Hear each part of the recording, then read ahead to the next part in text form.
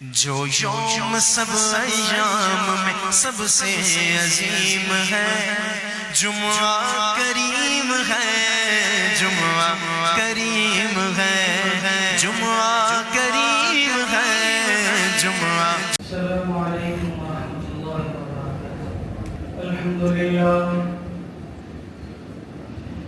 الحمد للہ وکفی والصلاة والسلام علی سید الرسل وخاتم الانبیاء،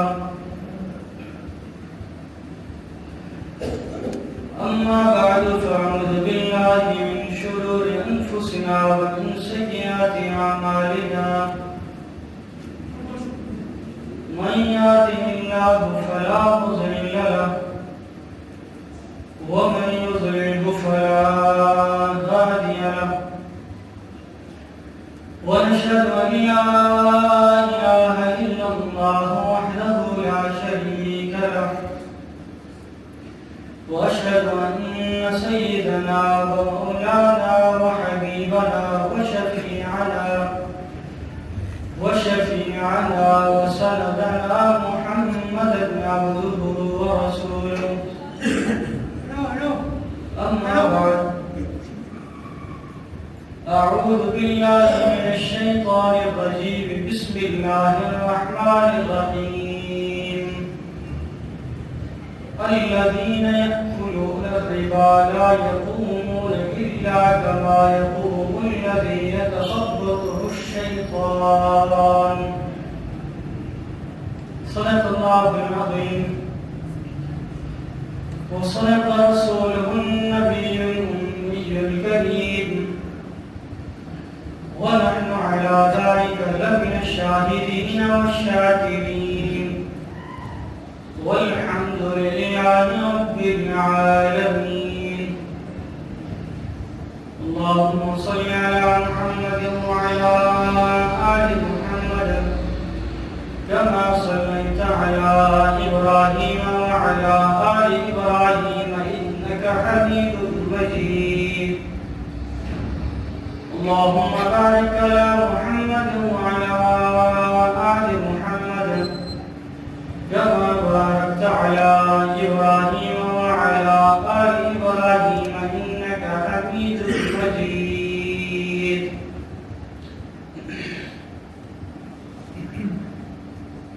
محترم و مکرم سامعین،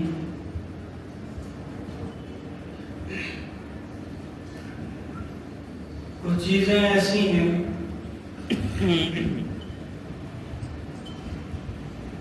جو اللہ رب العزت کو ناراض کرتی ہیں، یعنی ان چیزوں پر عمل کیا جائے یا ان چیزوں کو ساتھ لے کر چلا جائے تو وہ اللہ رب العزت کی ناراضگی کے اسباب بنتے ہیں۔ وہ چیز جو اللہ رب العزت نے منع فرمائی ہو، پھر انسان اس کے اوپر عمل کر لے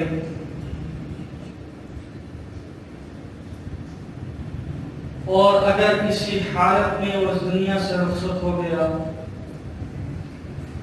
توبہ نہ کر سکا، وہ دنیا میں بھی اللہ کی ناراضگی کا سبب بنے گا اور آخرت میں بھی اللہ کی ناراضگی کا سبب بنے گا۔ اور ایک گناہ ایسا ہے جو معاشرے کے اندر موجود ہے، وہ ایسا گناہ ہے کہ اللہ رب العزت نے اس گناہ کی سخت سے سخت وعید فرمائی۔ اس گناہ کے بارے میں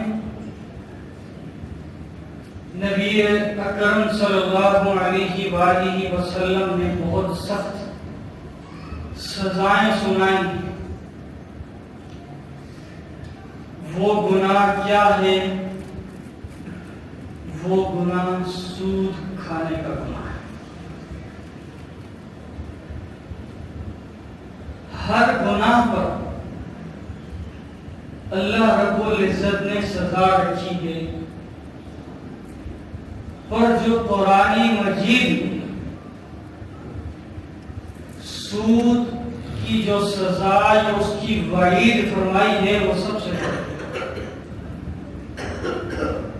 سے زیادہ سخت وعید سود پر فرمائی۔ لیکن آج کے معاشرے میں سود کھانا، سود دینا، سود پر قرض لینا، سود کا حساب و کتاب رکھنا، یعنی کہ سودی نظام ہمارے اندر رائج ہو چکا ہے۔ اور اللہ رب العزت فرماتے ہیں کہ سود انسان کو ہلاکت میں ڈالتا،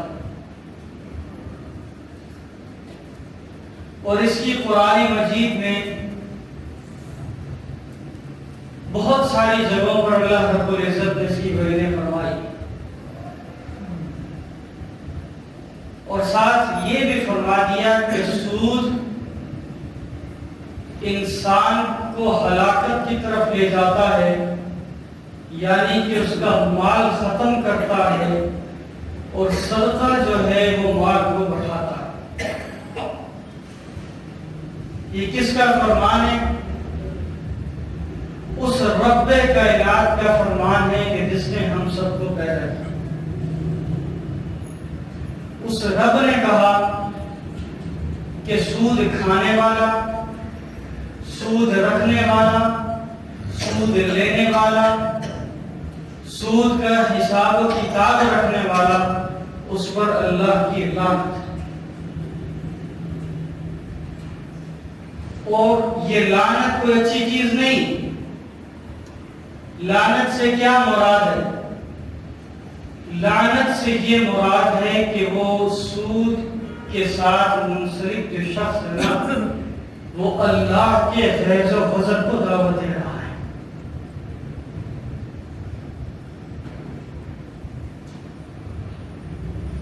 اور اس کی تعدیلیں نکالنا کہ جی بینک کے اندر رکھیں گے، جو پیسے آئیں گے اس سے ہم چلائیں گے، یہ سب کچھ ہوگا۔ یاد رکھیے امت مسلمہ کا متفقہ فیصلہ ہے، تمام اکابرین امت اس بات پر اتفاق کرتے ہیں کہ جو سودی نظام بینک کا ہے وہ حلال نہیں حرام ہے، اور اس کی وہی وعیدیں ہیں جو اللہ رب العزت نے قرآن مجید میں ارشاد فرمائی۔ سود کا مطلب یہ ہوا کہ ایک شخص ہے، اس نے ایک شخص کو قرض دیا، یعنی کہ ایک بکر ہے، اس سے عمر نے 100 روپیہ لیا بطور قرض، بھائی میں یہ قرض لے رہا ہوں، میں آپ کو واپس کر دوں گا۔ اگر تو عمر بکر کہے کہ ٹھیک ہے میں 100 روپے دے رہا ہوں، آپ نے مجھے 100 روپے واپس کرنا ہے۔ اگر اس پر کہے بکر کہے عمر کو کہ جناب 100 روپے تو دے رہا ہوں لیکن واپس لوں گا تو 110 روپے لوں گا یا 120 روپے لوں گا، اس طریقے سے اگر وہ کرے گا تو وہ سود بن جائے گا، وہ سود کہلائے گا، اور اس کی اسلام میں اجازت ہے۔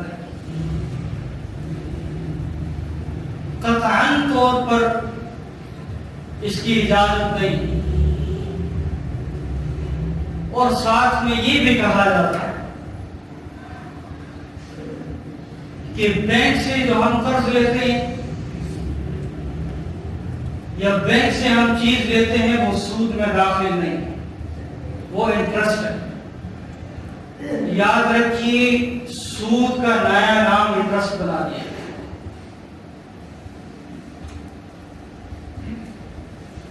اور اس کو لینا بھی ناجائز و حرام ہے، اور جو اس کے اوپر عمل کرتا رہے گا اگر اس حالت میں وہ اس دنیا سے رخصت ہو گیا تو اللہ رب العزت خود قرآن میں فرماتے ہیں کہ جب وہ قبر سے اٹھایا جائے گا تو ایسے لگے گا کہ جیسے کوئی پاگل، حواس باختہ ہو یا جس پر کوئی شیطان اثر کرتا ہے تو پاگلوں کی طرح حرکات کرتا ہے، وہ ایسے کرے۔ یہ تو پہلی چیز بتائی کہ قبر میں اس حال میں اٹھایا جائے، لیکن ہم ہر چیز کو بالائے طاقت رکھتے ہیں، ہر چیز کو ایک سائڈ پر رکھتے ہوئے سودی نظام کی حمایت کرتے ہیں، سود لیتے بھی ہیں سود دیتے بھی ہیں۔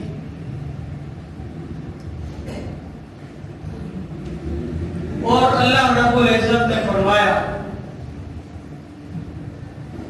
کہ جو سود لیتا ہے یا دیتا ہے یا اس کے نظام کے ساتھ منسلک ہے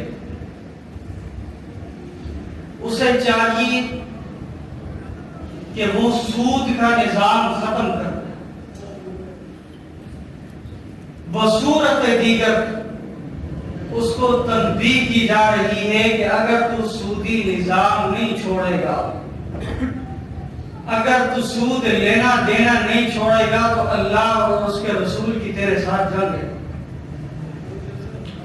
کتنا بڑا لفظ اللہ رب العزت نے ارشاد فرما دیا۔ اسی لیے علماء کرام کہتے ہیں کہ اللہ رب العزت نے چوری کی سزا پر یہ الفاظ استعمال نہیں کیے، شراب کی سزا پر اللہ رب العزت نے یہ الفاظ استعمال نہیں کیے، زنا کی سزا پر اللہ رب العزت نے یہ الفاظ استعمال نہیں کیے۔ بڑے بڑے گناہ ہیں اس پر اللہ رب العزت نے یہ الفاظ استعمال نہیں فرمائے، اللہ رب العزت نے یہ الفاظ استعمال فرمائے ہیں تو سود کے خلاف فرمائے۔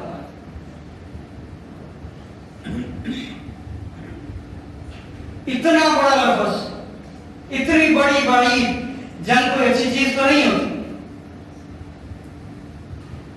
دو ملکوں کے درمیان اگر کوئی چیز ہو جائے، جنگ ہو جائے، تو ملکوں کے ملک صفحہ ہستی سے مٹ جاتے ہیں،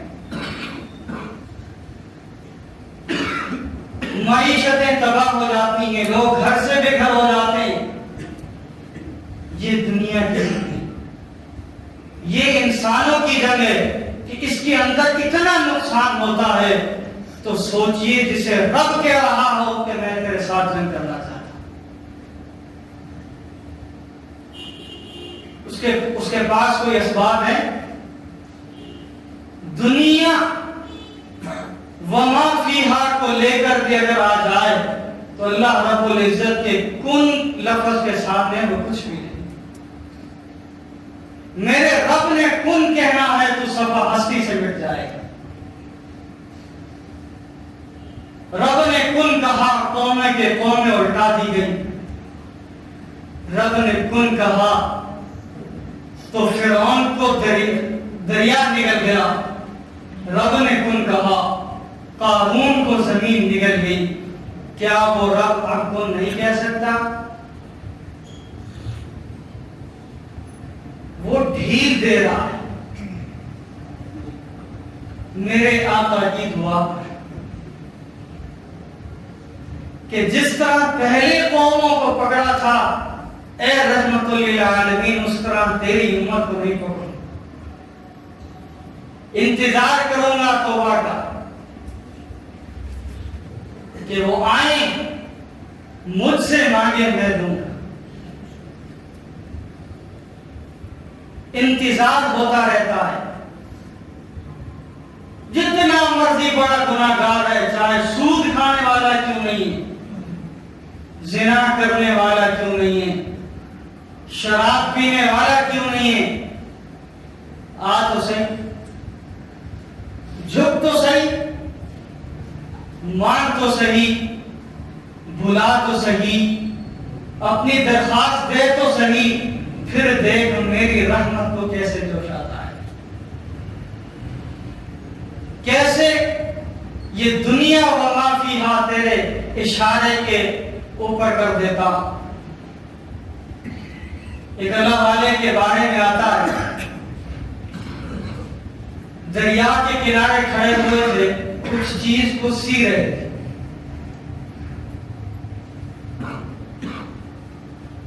اس زمانے میں جو چیز بھی ہوگی سمجھانے کے لیے لفظ سوئی کا استعمال کروں گا. وہ سوئی سے کپڑا سی رہے تھے، وہ دریا میں گر گئے. ایک شخص وہاں سے گزر رہا تھا تو اس نے یہ منظر دیکھا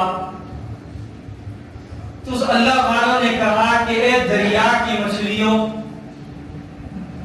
میری سوئی گر گئی ہے، تلاش کر کے مجھے واپس لوٹا. وہ شخص کہتا ہے کہ چند منٹ کے بعد ایک مچھلی نے منہ باہر نکالا تو وہ سوئی اس کے منہ میں تھی. انہوں نے لے لی تو میں گیا آگے، پوچھا حضرت یہ کون سا کمال ہے کہ دریا کی مچھلیاں آپ کا حکم مان رہی ہیں؟ فرمایا میں اس کا حکم مانتا ہوں، یہ میرا حکم مانتی ہوں. میں نے اپنے آپ کو رب کے حوالے کر دیا، رب نے یہ دنیا میرے حوالے کر دی. تو اسی لیے یہ نہیں سوچنا چاہیے کہ کیا ہے، کیسی زندگی گزری، کیا ہو رہا ہے، کیا ہوگا. صرف رب کے سامنے آ جائیے، جتنا مرضی بڑا گناہ ہے اللہ معاف کر دے گا. دنیا کے لیے نہیں، چند روزہ زندگی ہے، ابھی نہ تو کل نہ تو پرسوں کسی وقت یہ ٹرین آ رہی ہے، ابھی کسی کو لے جا رہی ہے، کسی وقت ہمیں بھی لے جائے. یہ نہ ہو کہ دنیا کا نظام سود کے بغیر کیسے چلے گا. یہ نہیں سوچنا چاہیے سود کے بغیر میرا گھر کیسے چلے گا. یہ نہیں سوچنا چاہیے سود کے بغیر میرا کاروبار کیسے چلے گا. بلکہ چلانے والا رب کی ذات ہے، کوئی اور نہیں. اگر تمہارا ایمان رب پر کامل ہو تو رب فقیری میں بادشاہی بھی دکھا دیا کرتا ہے. فقیر کو رب بادشاہ بھی بنا دیا کرتا ہے، اور یاد رکھیے بادشاہ کو فقیر بھی بنا دیا کرتا ہے. اپنے آپ کو اس کے حوالے کر کے دیکھو، کاروبار چمکے گا، ایسے چمکے گا کہ دنیا والے دانتوں کے نیچے انگلیاں چبا دیں گے کہ یہ شخص کیسا ہے.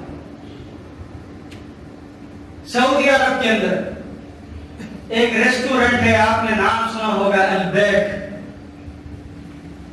جو حضرات وہاں گئے ہیں انہیں معلوم ہوگا کہ وہاں لائنوں میں لگ کر انسان چیزیں خریدتا ہے. اس کا جو مالک ہے اس نے بہت سارے کاروبار کیے لیکن ناکام رہا. چلتے چلتے ایک وقت ایسا آیا کہ اس نے ریسٹورنٹ کھولا. کرتے کرتے وہ چند دنوں میں پورے سعودی عرب میں مشہور ہو گیا. مشہوری کے بعد لوگ جوک در جوک اس کے پاس آنا شروع ہوئے، اسے چیزیں لینی شروع کر دی. کرتے کرتے اس کی وفات ہو گئی. وفات کے بعد اس کے بیٹوں کا بیان ہے کہ ہم پر ایک ایسا وقت آیا، قرض بہت زیادہ تھا، ہم وہ دینا چاہتے تھے، لیکن والد صاحب کی اس نشانی کو ختم نہیں کرنا چاہتے تھے۔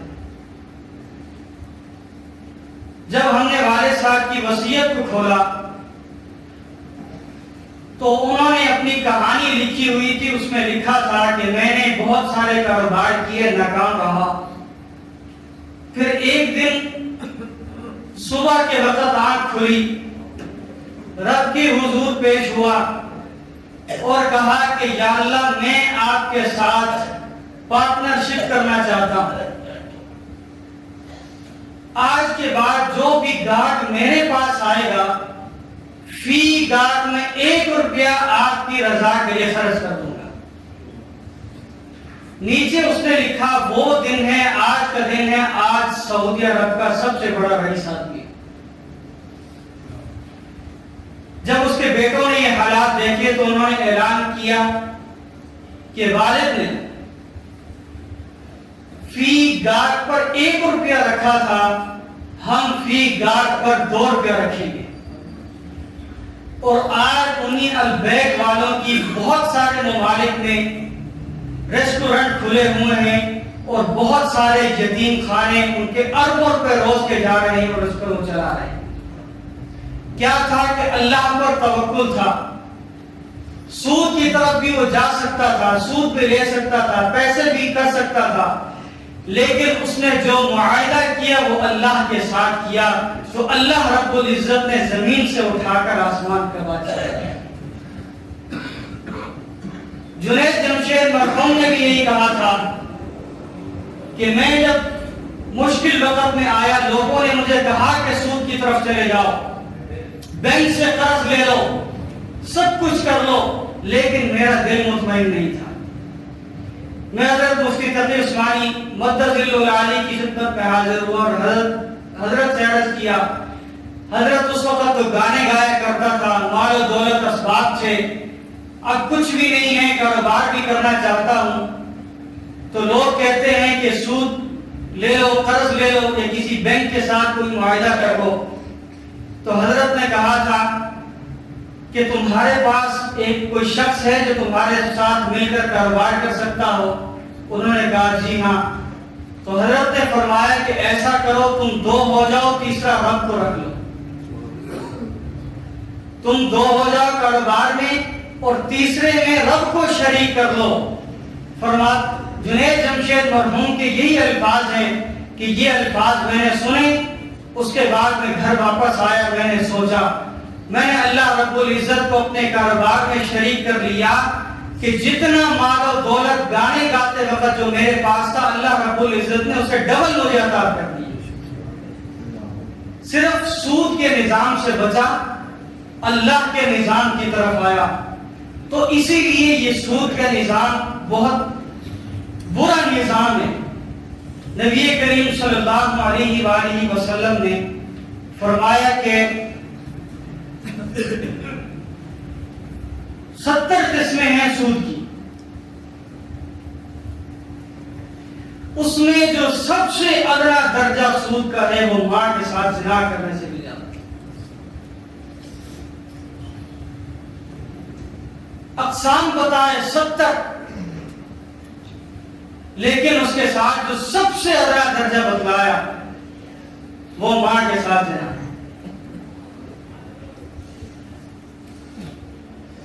اسی طریقے سے ایک اور حدیث میں نبی کریم صلی اللہ علیہ وآلہ وسلم نے فرمایا کہ اللہ رب العزت نے اپنے اوپر لازم فرما لیا ہے کہ چند شخص جن کو میں جنت میں تو کیا جنت کی کوئی چیز بھی انہیں چکھنے نہیں دوں گا، ان میں ایک شراب پینے والا اور ایک سود کھانے والا۔ یعنی کہ انسان کل آخرت میں تو آخری جنتی تو یہی کہے گا کہ نا مجھے بالکل تھوڑی سی جگہ دے دی جائے، میں جنت میں جانے کو تیار ہوں۔ لیکن اس کے لیے کہا جا رہا ہے، سود کھانے والے کے لیے کہا جا رہا ہے کہ میں اسے جنت میں داخل تو نہیں کروں گا، بلکہ جنت کی جو ہوا تک ہے اسے محسوس نہیں ہونے دوں گا۔ کتنی بڑی وعید ہے، کتنا زیادہ اللہ رب العزت نے اس کے اوپر فرمایا۔ جب سود کی حرمت نازل ہوئی، اس کے بعد نبی کریم صلی اللہ علیہ وآلہ وسلم نے خطبہ ارشاد فرمایا، اس میں سود کی حرمت کو بیان کیا۔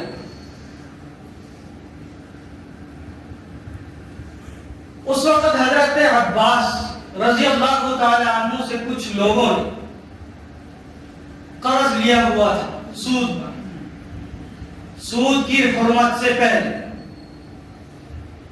تو جب اللہ رب العزت نے یہ سود کی حرمت کا حکم نازل فرمایا تو نبی کریم صلی اللہ علیہ وآلہ وسلم نے خطبہ ارشاد کرتے ہوئے فرمایا کہ اللہ نے آج کے بعد سود کو حرام قرار دے دیا ہے، لہذا ابتدا اپنے گھر سے کرتا ہوں۔ حضرت عباس رضی اللہ تعالی عنہ سے جن لوگوں نے سود پر قرضے لیے ہوئے ہیں، میں ان سب کا سود معاف کرتا ہوں۔ ان سے سود نہیں لیا جائے گا، اصل قیمت لی جائے گی، ابتدا کی اپنے گھر سے کی۔ حکم نازل ہونے کے ساتھ خود بتلا دیا، خود عمل کر کے دکھا دیا کہ لوگوں سود کتنی بڑی چیز ہے۔ ایک صحابی رسول صلی اللہ علیہ وآلہ وسلم فرماتے ہیں، غالباً حضرت عباس ہی ہیں، فرماتے ہیں کہ سود کا نظام ختم کرو۔ جس ملک میں سود کا نظام ہوگا، جو لوگ سود پر عمل کریں گے وہ انتظار کریں کہ اللہ رب العزت ان کے اوپر عذاب نازل کرے۔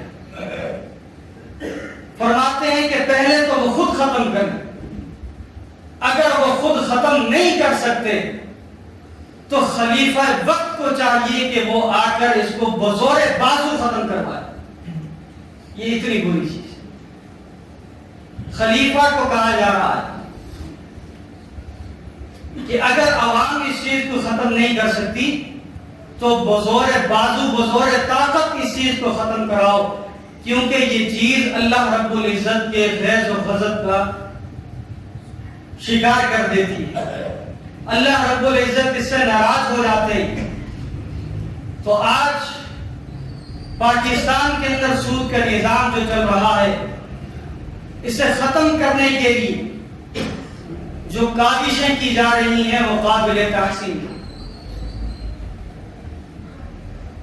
اور جن لوگوں نے ابھی تک، جن بینکوں نے ابھی تک اپیلیں واپس نہیں کی، جو وفاقی شرعی عدالت نے پاکستان کے اندر سود کے نظام کے خلاف جو فیصلہ کیا ہے، وہ بڑا قابل فخر ہے۔ اور اس کے بارے میں جو اپیلیں کی گئی ہیں، ہمارا مطالبہ ہے کہ حکومت وقت ان اپیلوں کو واپس لے، اور ہم اس بیان کا بھی خوشائند قرار دیتے ہیں کہ حکومت نے کہا ہے کہ ہم تمام اپیلیں واپس لیتے ہوئے سود کا نظام پاکستان سے جلد از جلد ختم کرنے کی کوشش کریں۔ تو یہ کوشش صرف کوشش نہیں ہونی چاہیے، بلکہ جس طرح وفاقی شرعی عدالت نے جو حکم دیا ہے اس پر منعن عمل ہونا چاہیے، اور سود کا نظام پاکستان سے بالکل ختم ہونا چاہیے۔ اور اس کے اندر کوئی دو رائے نہیں ہے، اس کے اندر کوئی نرمی نہیں ہے کہ اللہ رب العزت نے جب فرما دیا کہ سود کا نظام غلط ہے، سود کے نظام سے میرا غصہ تم مول لیتے ہو، میرے خلاف، میں تمہارے خلاف جنگ کر سکتا ہوں، اتنے بڑے الفاظ اللہ رب العزت نے ارشاد فرمائے ہیں، تو اسے فی الفور پاکستان کے نظام سے ختم کر کے پاکستان کے اندر نظام مصطفیٰ کو قائم کرنا چاہیے۔